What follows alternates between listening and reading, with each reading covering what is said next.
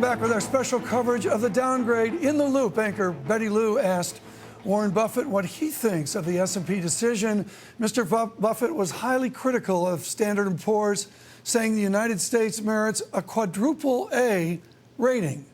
Buffett also said, quote, financial markets create their own dynamics, but I don't think we're facing a double-dip recession. Clearly, what stock markets do have is an effect on confidence, and this sell-off can create a lack of confidence. Betty will have much more coverage of the impact of the S&P decision tomorrow, including the latest from Wall Street and Washington. Her guests include PIMCO CEO Mohamed El-Erian. All right, Tom, but first we want to go straight to Europe. Bloomberg's Elliott Gotkine, who is standing by in London. It's the middle of the night. There have got to be a lot of nervous traders who are awake and awaiting that London Open, which is still several hours away. Elliott, fill us in. It'd be interesting to be a fly on the wall, Adam, of any bankers who are lying awake in bed waiting for the trading day to begin. But we've had quite a remarkable weekend, haven't we? We've got the European Central Bank, perhaps unhappy at dithering from European governments, coming out and signalling that it's going to be buying Spanish and Italian bonds. This is after yields on the 10-year bonds of the Eurozone's third and fourth biggest economies crept above 6%, getting perilously close now to the level at which Portugal, Ireland and Greece had to turn around and ask for a bailout. The European Central Bank also calling on governments to quickly authorise the European Financial Stability Facility, Europe's bailout fund, to buy bonds on the secondary market. The trouble there, though, Adam, is that it's August and European governments tend to grind to a halt during this month because everyone's on holiday. So that authorisation is unlikely to be forthcoming until these governments get back, until the end, possibly, of September. And, of course, that's a very long time to wait between now and then, when the very future of the European single currency is at stake. Yeah, very much so, Elliott. Thank you very much. We'll check in with you in the morning. Now joining us, he was to be with us at our world headquarters here in New York this evening. Airplanes. Talk about needing to fix the infrastructure. Nouriel Roubini could not get to us. He comes to us by Skype from Bangor, Maine. Nouriel, good evening to you. So much of what you and I talked about in Davos 5 years ago seems to be coming true. You just keep having your doubters, and you also keep being dead on. Your comments on 850 euros is calculated by the Royal Bank of Scotland. What does it signify the size of the bailout of the Spanish and Italian markets? Well, the ECB is going to start buying the bonds of Spain and Italy, but they cannot do it for too long because in the case of Greece, we're speaking about 50, 60 billion euros. In the case of Italy and Spain, we're thinking about a market of 2 trillion euros for Italian debt and 1 trillion euros for the Spanish debt. So ECB can be a bridge until the time of the EFSF new rules being approved by the parliaments of Europe so that the EFSF can start buying in the secondary market Spanish and Italian bonds. But even that's not going to be enough. You would need to double or triple the size of the FSF in order to backstop fully the governments of Italy and Spain. That's not going to occur. The Germans have been clearly saying today that they're not going to do it, because if they do so, effectively they're going to backstop with their own debt and taxes the debt of Greece, Spain, Portugal, Italy, Ireland, and everybody else. And that politically is not feasible in the Eurozone. Let's bring up an op-ed. You'll see this, folks, tonight and tomorrow with the Financial Times. Until last year, policymakers could always produce a new rabbit from their hat to trigger asset reflation and economic recovery. And Dr. Roubini goes on to say, but now we have run out of rabbits. Where's the rabbit, Nouriel? And who needs to find the rabbit? Is it the ECB? Is it the president? Where are we in search of our rabbit? Well, we're running out of rabbits because every country, including now the US, is going to do fiscal austerity. There'll be a fiscal drag. It's going to worsen growth because we cannot backstop anymore our banks. If anything, the sovereigns are a source of banking risk because they're distressed themselves, and a large fraction of the debt is held by the banks in Europe. And we may be doing a little more of quantitative easing in the US, but not in the UK, not in the Eurozone. But what a difference is going to make QE3 when last year it didn't make much of a difference. And everybody wants to have now a weaker currency to grow their exports. with a weaker currency, but in equilibrium, not all currencies can be weaker. So even that policy tool may lead just to currency wars and not much of an effect. Right. So we don't have much policy tools left. Nouriel, while you were with us here, we were showing some video of our politicians, the fancy suits and the dresses, acting in control in Washington. After what we've seen the last 15 days or so, how in control are the elites? How in control are the institutional leaders trying to solve this crisis? Well, they're not much in control because there are divisions within countries and across countries. Take the Eurozone. You have to have 17 countries agreeing with each other, and right now it's becoming mission impossible. Different of views between Italy, Spain, Germany, France, and the rest of the Eurozone. So it's becoming increasingly hard to have policy coherence that gives policy credibility, and therefore we're not going to get much of a signaling, in spite of the various communiques of today, that there's going to be any concerted, coordinated policy reaction that ends this crisis. It's going to get much worse in the U.S. and the Eurozone. Well, when you say it gets much worse in the United States, before we spoke to you, Dr. Roubini, we were talking to Al Hunt in Washington and Matt Dowd about our political forward view, the path to the election. How will economics dovetail into our political debate?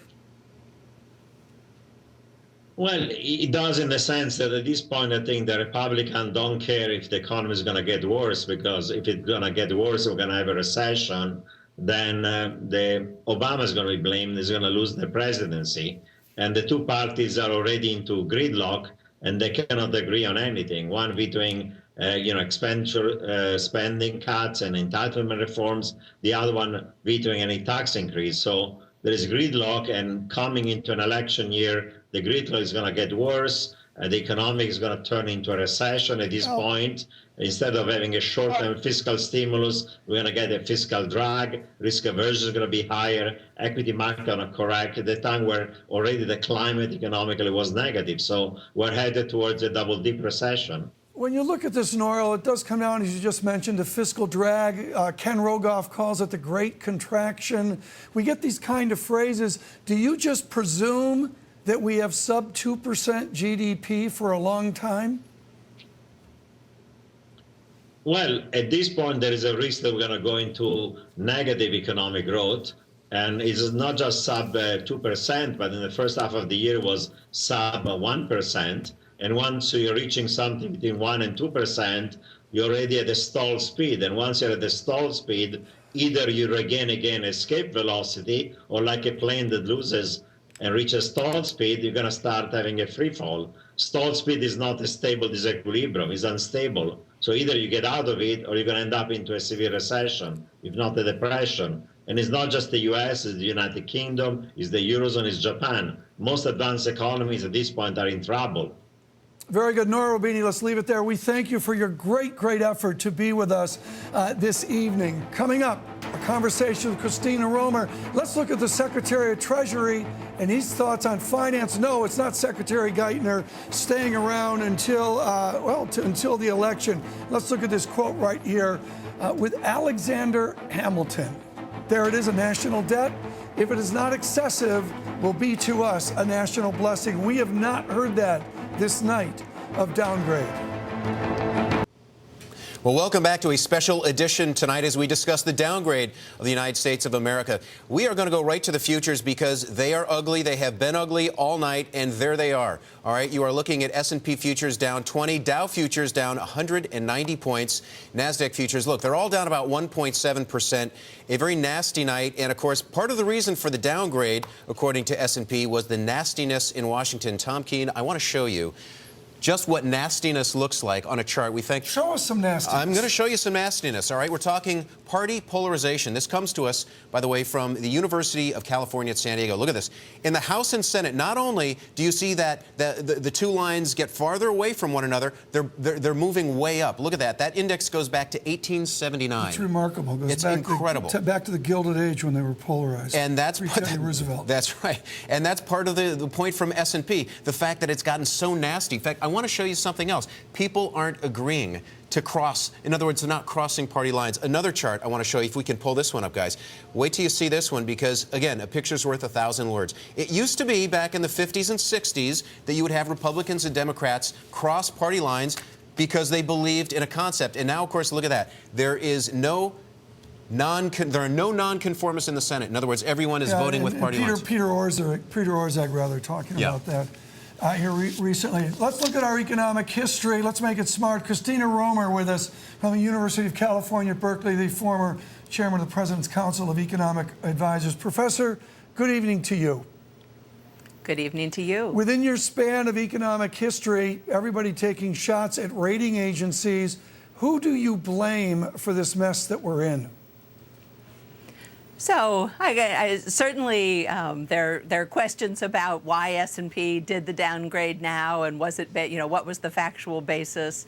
I think the bigger picture, though, are the economic fundamentals behind that decision, and they are truly dismal. So we certainly have an economy that is definitely stalling. We also have a very severe long-run budget deficit, and we do look like we just can't come together and make decisions. So I think it's really the economic fundamentals that, all of those, that grim trio that's fundamentally to blame for where we are. Across the bay from you in San Francisco, there's that wonderful tower built in the 1930s with all the wonderful artistry of the 1930s. Everybody's got a different opinion about how to put America work. Can the programs that you've studied within our economic history, the WPA and others, can some kind of program like an infrastructure bank now actually work and put a meaningful amount of people back to work? I mean, it could. It would need to be aggressive. So, in an earlier segment, Nouriel Roubini was talking about we don't have any more rabbits to pull out of our hats. Well, we do, but it would take something big and bold. And it would take, not a $120 million program for tax credits for veterans, but a $120 billion tax credit to get, all firms to be trying to hire unemployed people. Or it would be a big infrastructure program. That would absolutely work. I think the evidence that's coming out from the Recovery Act and, all of the new research on fiscal stimulus, it does work. I think the key thing is it would have to be done in a responsible manner. You're not going to just undertake a big fiscal spending now and not freak out the bond markets. But if you came out and said, we need this for jobs now, and I'm willing to put the Medicare eligibility age on the table, I'm willing to put revenues on the table, that package could be that rabbit that would the rabbit out of the hat that could solve this mess. Professor Romer, the Congressional Budget Office and Doug Elmendorf put out a wonderful chart a while back, really in your wheelhouse. It took our debt back to 1790. We've shown this a lot of times, folks, on Surveillance Midday. Let's bring it up here. You can see there's the debt of the American Revolution. There, Robert Reich was just teaching at Berkeley, and we go along, and there's the debt of the Civil War, and there's the explosion of World War II, and then there's actual and projected. Professor Romer, how accurate are our forecasts, whether they're forecasts from CBO or OMB and the other alphabet soup, or they're forecasts of Standard & Poor's? Are we any good at seeing forward? Well, I mean, we do the best we can. I mean, because there's the big unknown, of course, is always policy, right? We can forecast demographics well. We can even forecast, what's going to happen to healthcare spending pretty well. What you can't forecast is what's going to happen to the Bush tax cuts and what's going to happen to, various other measures. And so people have to be making assumptions. And CBO certainly tries to do with their alternative fiscal scenario what's, the most reasonable, the most likely assumptions. And, they do a pretty good job, but inevitably they're going to be quite flawed because they don't have the crystal ball of what's actually going to happen down the line. Right, down the hall from you, Barry Eichengreen, his classic book, Golden Fetters. Christina, we're at $1,700 an ounce on gold. I know what that means to Barry Eichengreen. What does $1,700 gold mean to you?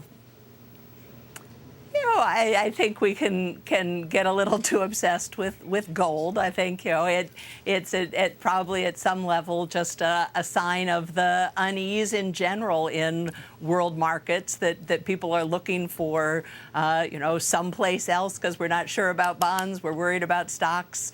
But I think that's the main thing that it's conveying is this sense of uncertainty and concern and worry that, of course, is what we're all feeling, and of course what we're so worried about with the markets opening in light of this downgrade. What did you learn in Washington? What did you learn going there, talking to politicians within the halls of the White House, dealing with the polarization that my colleague Adam Johnson just spoke of? What did you learn on your tour of duty?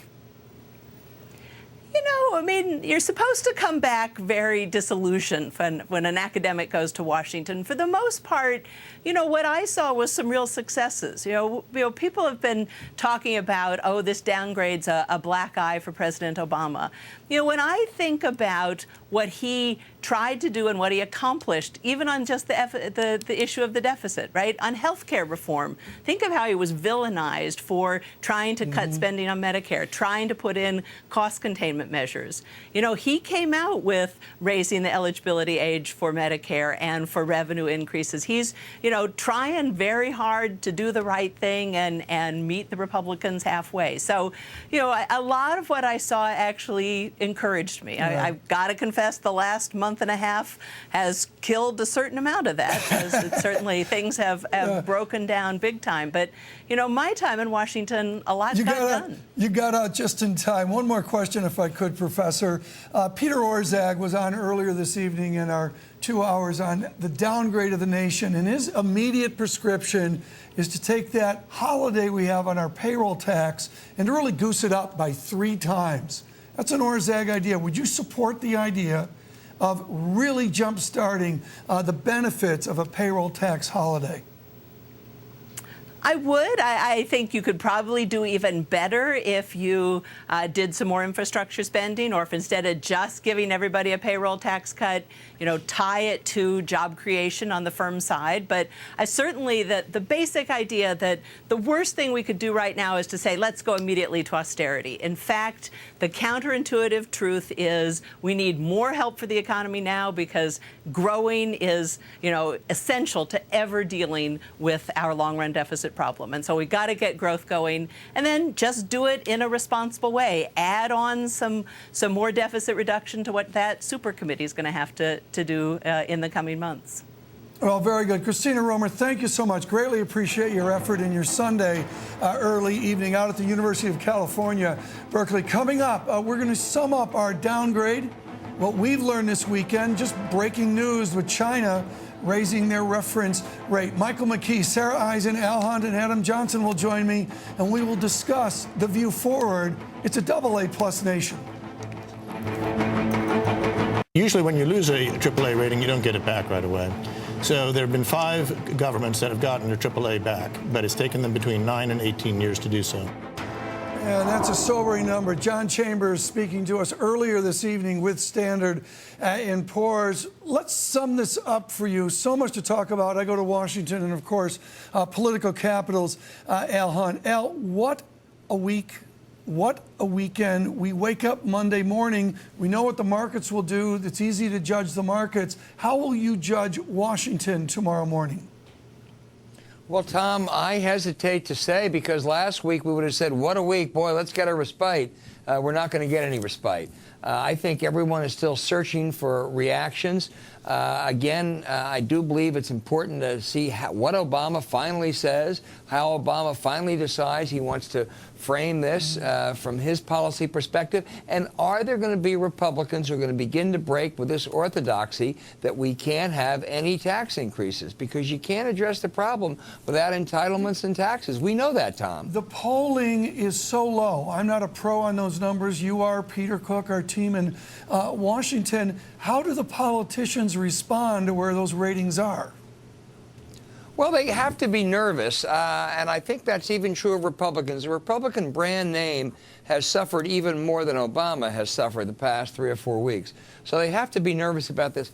Look, Tom, it doesn't take a genius to figure out how we get out of this. Go to what Christina Romer said, what Peter Orszag said, what others have said. We can go and we can have $2 billion of this, $2 trillion, excuse me, dollars of discretionary spending cuts over the next 10 years. Another close to $1 trillion on entitlements. $800 billion on Bush tax cuts for the high end. Another $1 trillion of energy taxes or loopholes.